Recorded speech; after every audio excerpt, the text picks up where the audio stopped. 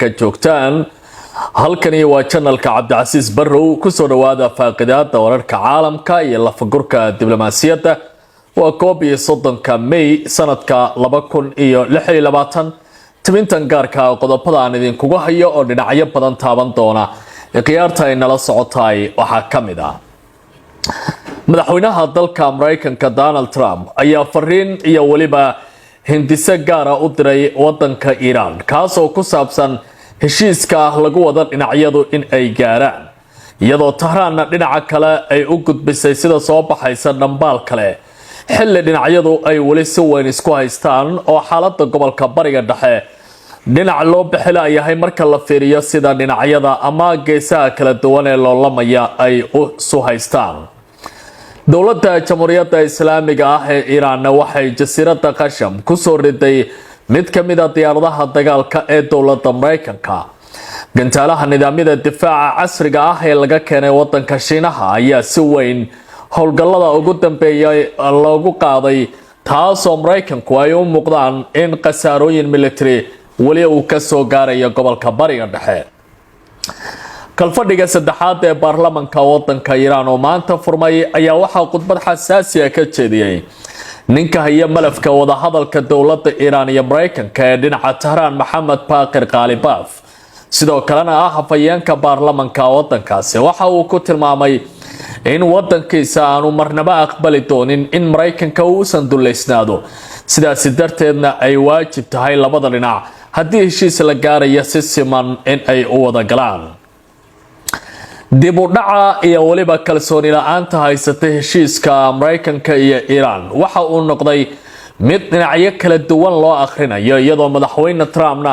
iminka uu u muuqanayo in aanu xilligan lahayn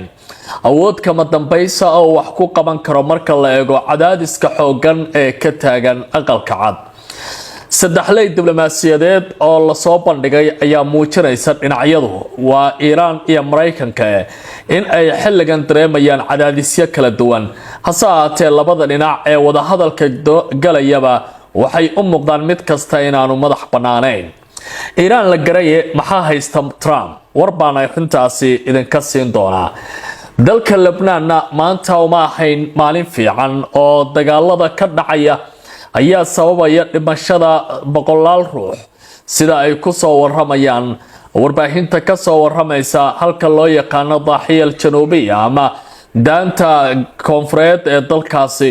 waxay iminka u muuqanaysaa xiisadu inay ka sii darayso soo dhawaada khiyaarta ay nala socotay xogihii ugu dambeeyay ee gobolka bariga dhexe iyo waliba sida ay iminka wax u soconayaan ayaan idinkula wadaagayaa barnaamijkan ku soo dhawaada YouTube-ka oo ku soo biira aad baad u mahadsantihiin ma ogtahay in dhakhtar Shaafici Aadan Dirir loo aqoonsaday dhakhtarka ugu wanaagsan qaliimada dalkeena Soomaaliya ahna dhakhtarkii ugu horeeyay ee wax ku qala qalabka casriga ah ee laparoscopiga ama laserka maalin waliba wuxuu heegan kugu yahay isbitaalka Shaafici ee magaalada Muqdisho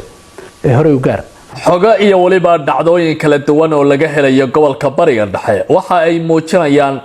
in madaxweynaha dalka Mareykanka uu ku qanci waayay heshiiskii hore loo qoray ee doonayay in 60 ka maalin xabad joojinta kale oo dheeraad ah laga galo gudaha wadanka Iran kaasoo ujeedadiisu ahayd dhinacyada isku biratumanaya in midba midka kale uu nabadgeliyo siiyo lana furo marinka istiraatiijiga ah ee Hormuz doodu waa ay sii adkaatay markii madaxweyne Trump uu galay qolka situation room isla markaana dhinacyada amniga kala taliya iyo diblomaasiyaddu ay u sheegeen galdaloolooyin badan oo heshiiska inuu soo muuqanayo taasoo haddii uu qalinka ku duugo macnaheedu uu noqon karayo dalka Iran in caalamku uu marqaati ka noqonayo inay ku guuleysatay dagaalkii gobolka bariga dhexe khibrada siyaasadda kuwa istiraatiijistayaasha ah kuwa barta xiriirka caalamiga ah iyo dhinacyada amnigu waxa ay soo bandhigeen madaxweyne Trump in aanu ahayn karin nuqulkii dowladda Mareykanku ay saxiix lahaa sidaas darteedna loo baahan yahay wax ka bedel ama tacdiil in lagu sameeyo dhinacyadan wada hadalka isugu imaanaya heshiiskan ay hadda dowladda Islaamabad waa Pakistan ay garwadeenka ka tahay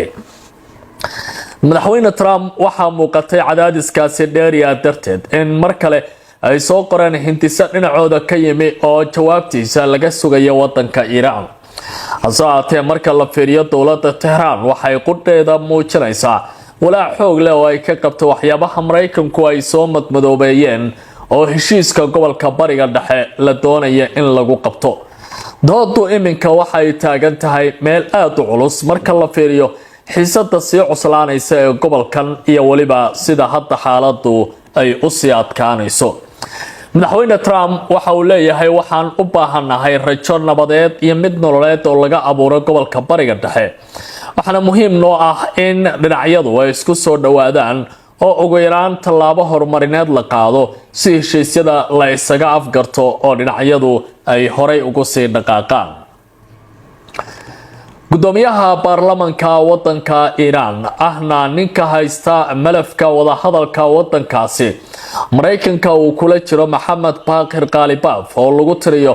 ninka xilligan siyaasad ahaan miisaan culus leh oo dhinaca rayidka isla markaana ku xiran ayatullaahiga wadankaasi Mujtaba Ali Khamenei ayaa iminka waxa uu maanta furay kalfadhigii saddexaad ee baarlamaanka wadanka Iran. hadal xasaasi ah uu ka jeediyo baarlamaanka gudihiisa ayaa waxa uu noqday kan ugu culayska badan ee maanta gobolka bariga dhexe sida weyn loo faaqidayo. Ghalibaf ayaa waxa uu tilmaamay in wadankiisa aanu marnaba doonayn wada hadal sandulle ah inuu la galo dowladda Mareykanka isla markaana lagu qasbo miiska wada xaajoodka wixii loogu yeeriyo inay saxiixaan. innaga Mareykanka kuma hayno kalsooni badan mana doonayno in innaga oo madaxeenu laalaado aan heshiis galno. ujeedada kama dambaysta ah heshiis lagu gaarayo waxay tahay in la isnabadgeliyo iyadoo la ixtiraamayo qawaaniinta caalamiga ah ee xiriirka caalamiga ah iyo dowladaha u dhaxeeya ayuu ka yiri baarlamaanka gudihiisa. arrinta kale oo ashqaraarka lahayd waxay tahay markii uu yiri dagaalka haddii uu sidan ku sii socdo dowladda Iran ayaa noqonaysa cidda ku guuleysanaysa cidda jabaysa ee muuqanaysana waa Mareykanka. annaga hadda ma qabno wax weyn oo mushkilada marka la fiiriyo xiisadaha sii cuslaanaya ee gobolka ka taagan isbedelada waaweyn ee socda iyo waliba sida dowladda Washington ay doonaysa inay noo cadaadiso ma aha mid suuragal ah ayuu yiri. Ghalibaf oo dhowr jeer oo kala duwan dhinacyada ishaya ee gobolka bariga dhexe miisaska wada xaajoodka la fariistay waxaa lagu tilmaamay inuu yahay nin hal adag isla markaana qaabilsan dhinaca ayatullaahi Ali Khamenei go'aanadiisa iyo waliba dhinaca kale ee madaxweynaha Mas'uud Pezeshkian. dadka qaar ayaa Ghalibaf gaarsiinayaba xilligan inuu isku haysto xilka xafiiska madaxweynaha iyo baarlamaanka marka la fiiriyo go'aanada iyo waliba sida miisaankiisa uu u cuslaaday. isaga iyo waliba Abbas Araghchi oo dhinaca rayidka ka tirsan waa wasiirka amuraha dibadda waxay iminka si weyn ugu sii dhawaanayaan xafiiska ayatullaahiga iyo waliba ciidamada ilaalada kacaanka oo talada maamulka ay gacantooda si weyn ugu sii aruurayso. marka la fiiriyo Mareykanka iyo waliba dalka Iran xiisada ka dhaxaysa waxay iminka gaartay baa layiri in dhinacyo kala duwan oo adag ay taabanayso iyadoo marka heshiis la soo dhiraan dhiriyaba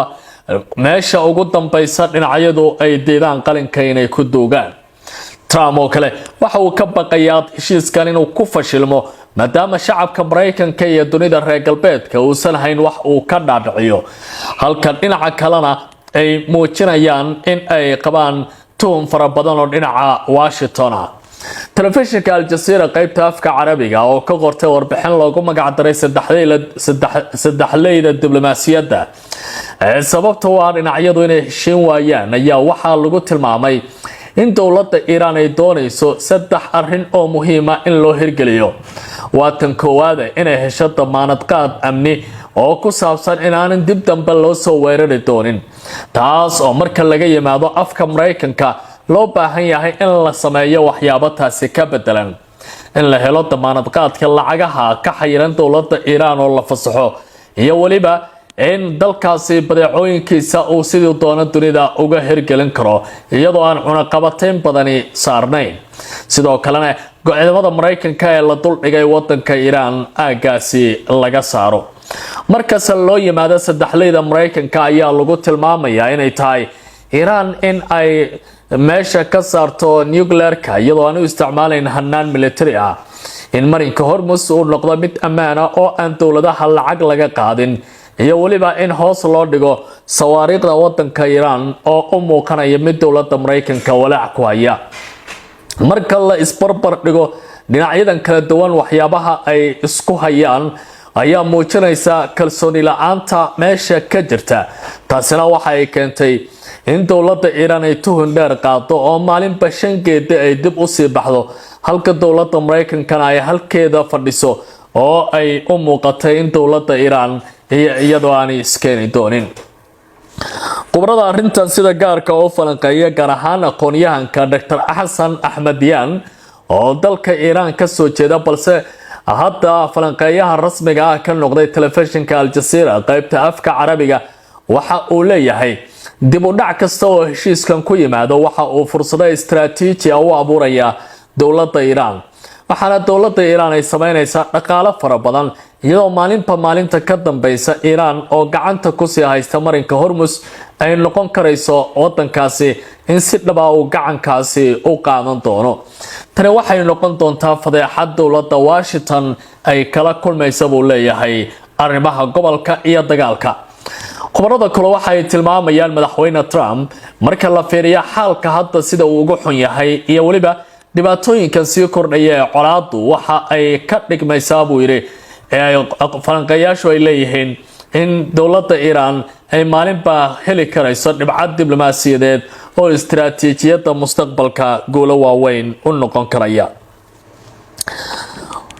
haddii aan sii eego isla wararka Iran ka imaanaya dowladda Jamhuuriyadda Islaamiga Iran ayaa maanta soo riday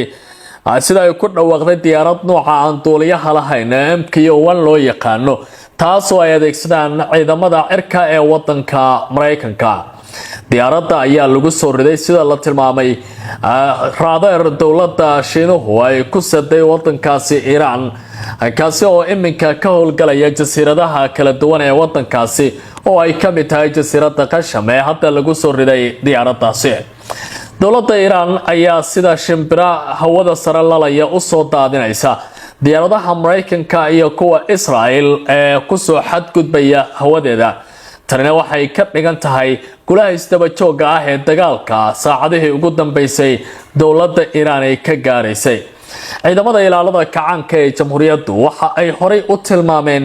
marka la fiiriyo sida hadda ay u dadaalayaan iyo isbedelada soconaya in ciidamadeedu ay heegan ku jiraan guulo kasta oo dagaalkaana ay gacanta ku dhigi karayaan. Mareykanka ayaa diyaaradahan laga soo riday waxa ay gaarayaan $30 milyan oo dollarka Mareykanka iyadoo diyaaradahan oo horay ugu faani jiray ay si ba'an u soo tuurayaan hawadan ay uga soo daadiyeen kooxda Xuutiga ee wadanka Yemen iyo dowladda Islaamiga ah ee Iran. dhinaca wadanka Lubnaan saaka xaaladiisu ma ahayn mid fiican oo ciidamada Israel ayaa waxa ay sameynayaan duqeyn xoogan. warbaahinta kala duwan ee ka soo hadlaysa gobolka sida telefishinada Al Jazeera, Al Arabiya iyo kuwa kaleba waxa ay tilmaamayaan in deegaanada la burburinayo ay ka mid yihiin suuqyo taariikhi ah oo ku yaala koonfurta wadanka Lubnaan. wasiirka dagaalka ee Israel Katz lagu magacaabana shir jaraa'id uu goordhow qabtay waxa uu ku tilmaamay in ciidamadiisu ay gaarayaan guulo istaba jooga. kooxda xisbiga uu hogaamiyo Naciim Qaasim ayaa dhinacooda gantaalo iyo diyaarado aan duuliyo lahayn ku garaacaya qaybo ka mid ah dhulka Lubnaan ee Israa'iiliyiinta gacantooda galay iyo waliba dhulka Falastiiniyiinta oo Israel hore u qaadatay. dowladda madaxweyne Joseph Aoun ayaan ilaa iyo hadda tafaasiil rasmi ah ka bixin dhibaatooyinkan dhacaya iyadoo boqolaal dad cisbitaalada la geeyo kuwa kalena ay guryahooda ka cararayaan. waxaa la arkaya diyaaradaha burburiyaasha Israel oo duqeyn adag ku sameynaya daaraha dhaadheer ee koonfurta dalka Lubnaan ku yaala kuwaasi oo inta badan baa dhulka dhigay. meelaha la burburiyay waxaa ka mid ahaa suuqyo taariikhi ah, goobo waxbarasho iyo cisbitaallo sida ay ku waramayaanba warbaahinta Carabta.